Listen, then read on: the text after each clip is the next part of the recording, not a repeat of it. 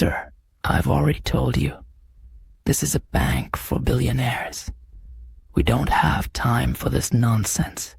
Imagine entering the richest bank in town in plain clothes, only to be laughed at and dismissed. Humiliated, you think it can't get worse. Until the manager checks your account. Silence falls as his eyes widen in disbelief. You are not just an ordinary man. This story unravels the mystery behind your presence and the shocking truth that unfolds. Let's discover why the manager was left speechless and the surprising journey that awaits you. The hidden fortune. Unknown billionaire's tale. There was once a billionaire named John Harper, a man known for his immense wealth, but also for his humble and simple lifestyle. Despite owning multiple businesses, luxury cars, and properties around the world, John had always preferred the quiet, unassuming life. He lived in a modest house, wore simple clothes, and never felt the need to flaunt his riches. To him, wealth was not about showing off, but rather about the peace of mind it brought. Every morning, John woke up early and worked as if he were an ordinary man, struggling to make ends meet. He liked staying grounded and kept his routine simple. His staff often found it strange how he never indulged in extravagant meals or expensive clothing, but John didn't care. It was just how he chose to live his life. One day, John had to visit the largest and most prestigious bank in the city, Superbank, where many of the world's richest people kept their fortunes. He had a small errand to run, but he didn't bother to dress up for the occasion. Wearing his usual worn-out shirt and old shoes, he walked through the city streets, blending in with the everyday crowd, unnoticed and unbothered. When John walked into the bank, he immediately felt the cold stares from the well-dressed clientele. Superbank was known for serving only the elite, and everyone inside looked like they belonged to the upper echelons of society. The bank was filled with men and women in designer suits and shiny shoes, their watches and jewelry glinting under the lights. John, with his dirty clothes and unkempt appearance, stuck out like a sore thumb. The receptionist at the front desk raised an eyebrow as she saw him approach. "Excuse me, sir. Are you lost?" she asked, her tone dripping with condescension. John smiled politely. "No, I'm here to access my account," he said. The receptionist gave him a once-over, clearly disbelieving that someone like him could have any business in the bank, much less an account. "I don't think this is the right place for you," she said curtly. "We deal with high-net-worth individuals here." John nodded and repeated his request. "I understand, but could you please check my account?" Annoyed, she called over the manager, Mr. Thompson, a man known for his sharp suits and sharper tongue. Mr. Thompson approached John, eyeing him with a mixture of disgust and irritation. "What seems to be the problem here?" he asked, though it was clear he had already formed an opinion about John. "I'd like to check my account," John said, still calm and polite. The manager snorted. "This bank only serves the wealthiest clients. Are you sure you're in the right place?" John remained unfazed. "Yes, I have an account here. Please check it." Mr. Thompson crossed his arms. "Sir, I don't have time for jokes.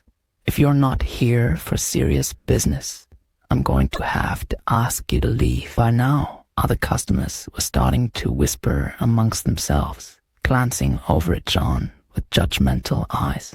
One man chuckled loudly. "Look at this guy.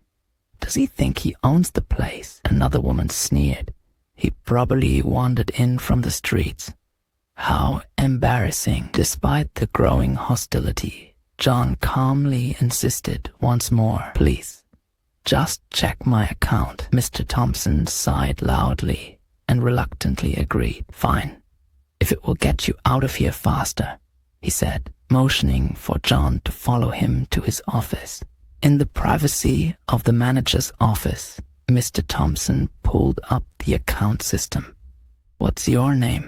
he asked, still irritated.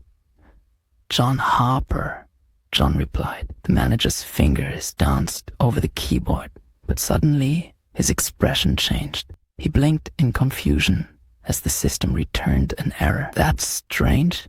The system isn't showing your account," he muttered. "Please, check again," John urged, his voice steady. "There might be a mistake." The manager tried once more, but his fingers fumbled over the keyboard. The system still wasn't pulling up any information. Mr. Thompson, growing impatient, snapped, "Sir, I've already told you. This is a bank for billionaires. We don't have time for this nonsense."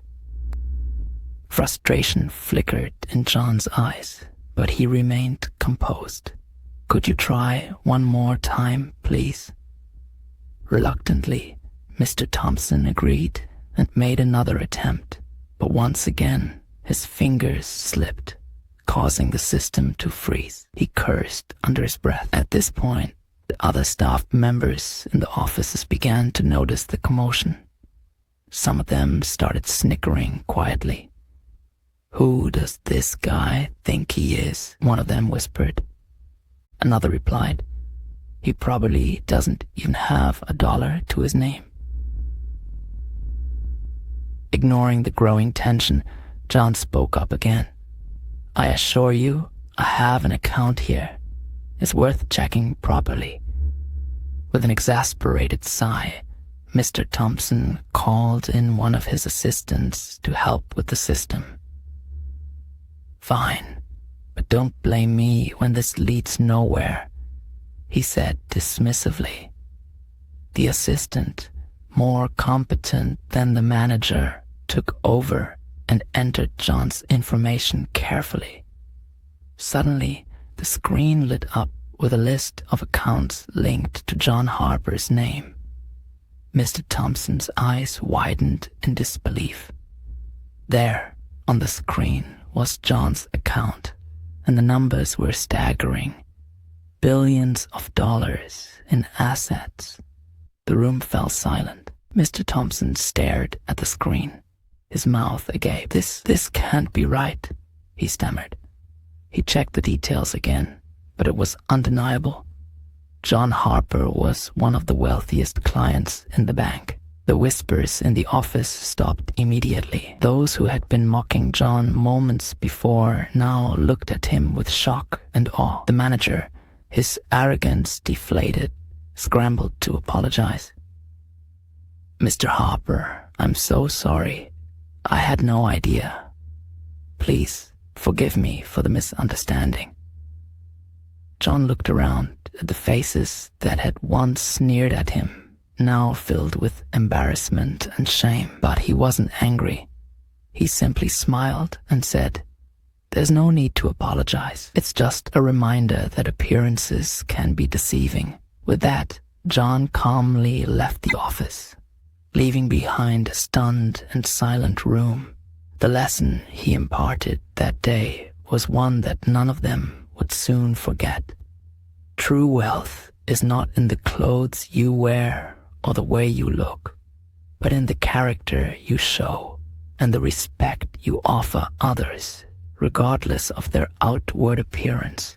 Moral of the story: true worth is not defined by appearances or material possessions. It's about character, experiences, and the ability to rise above judgment.